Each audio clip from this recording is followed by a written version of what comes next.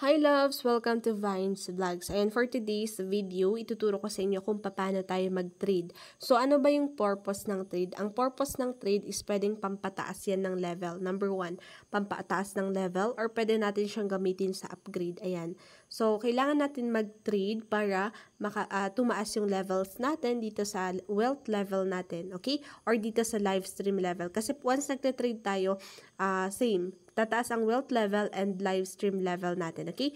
So, ngayon, pwede rin siyang gamitin sa pang-upgrade, okay? Ito yung mga gamit ng trade, okay? Ito yung gamit niya. Wait lang, i-ano natin. Dito kasi sa upgrade, ito, kailangan natin mag-trade para makapag-upgrade tayo sa earning points. Pwedeng 3K earning points. Tignan natin yung mga levels, no? Kapag naka-upgrade tayo, pwede tayong 3K points per hour na siya. 2 hours daily dito pag tumaas yung earning points natin pag naka-upgrade tayo. Pero kailangan maintenance yan, no? 1,050 key points ang kailangan natin ma-reach na points within 7 days. Ayan, earnings in the recent 7 days. So, kailangan within 7 days, meron ka laging ma-receive na 150k na points. So, kailangan lagi kang merong i-trade everyday. So, sa 150, kailangan everyday na 31 key points i-trade mo, ganon. Sa 300, kailangan ata mga 62k coins i-trade mo lagi, okay? So, para tumaas yung earning points ninyo. So, choice nyo na yan kung gusto nyo tumaas yung earning points ninyo, kung gusto nyo mag-trade. Pero again, meron siyang maintenance. Kailangan everyday kang mag-trade, okay? Ayan, so, punta na tayo dito sa, magsiset ako ng party live ko para mag-trade kami ng, ka-agency ko, no? So, party, make sure kapag makikipag-trade kayo sa kakilala nyo lang, sa mga friends niyo. Never trade sa mga hindi nyo kakilala or mga nakilala nyo lang sa mga ganitong PL party live or panel kasi baka hindi nila ibalik yung mga, ninyo. Baka hindi nila ibalik ang trade ninyo, okay? So, trade wisely. At saka, isa pa, huwag kayong mag-trade ng nasa lucky, okay? So, isend ko muna dito, no? Tapos, mention ko yung ka-trade ko para, pumasok siya. Para mapakita ko sa inyo. Ayan. So, wait lang natin, no? Pumasok dito yung ka-trade ko. Para, maturo ko sa inyo, okay? Andito yung gifts, loves. Etong gifts, ayan. Ito, wag ninyong i-trade tong mga Halloween parties na to. Wag nyong i-trade mga to, yung 4 na to. At dito sa Lucky, wag kayong mag-trade dito sa banda dito, okay?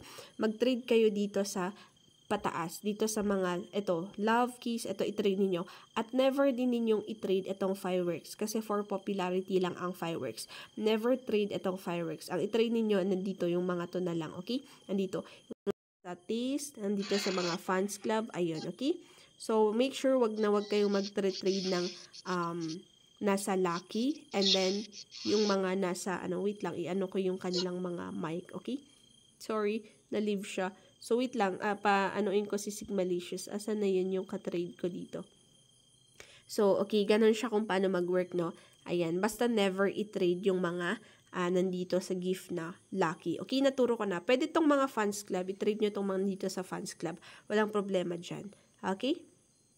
Ayan, so pumasok na yung aking ka-trade, si Sigmalicious. Ayan, so magta-trade kami ng 1K. So, ako muna magsasend sa kanya dito, sa kanya. Isasend ko muna yung 1,000. So, for example, kung gusto niyo makipag-trade ng pa-trade 1K, pa-trade 2K, ganon, is makipag-usap muna kayo dito sa mga PL, sa party live muna, okay? Kailangan mag-usap kayo, may communication bago kayo makipag-trade. Huwag makipag-trade sa mga hindi kakilala or hindi ka-agency, okay? So, for example, ito si Sigmalicious. Send ko sa kanya yung trade ko kasi nag-usap na kami kanina eh. So, kung magta-trade kayo, pindutin nyo muna yung ka-trade niyo. Ayan. First, pag ikaw magsasend, ito, pindutin mo yung kanyang profile, tapos i-give gifts mo. Give gifts, tapos pwedeng ito, yung mga 1,000 or pwede rin dito sa gift na love. Ayan. So, yan. Tapos isend nyo. Click nyo yung sending. Sinend ko na siya. Ayan. So, nakita nyo. Ayan, nasend ko siya. Actually, makikita nyo din sa comment section. Ayan, Vines Vlog sent. Ayan, dito, Sigmalicious Love. So, siya na din yung magsisend ngayon. So, okay na, Love Sigma. Ikaw na din magsend. Ganon siya. Magta-trade kayo. Exchanging of gifts yan, mga loves ko, no? And make sure, kailangan same yung isa-send din nila. Ayan, so nag-send din siya sa akin. Ito, nasa comment section. Sigmalicious sent, Vines, Vlogs, Loves. So, meron siyang 700 nakuha. Meron akong 700. Sa 1,000 na itra-trade mo, 700 points ang balik. Ito, points yung mga yan, yung 700 points na nandito sa pink, okay?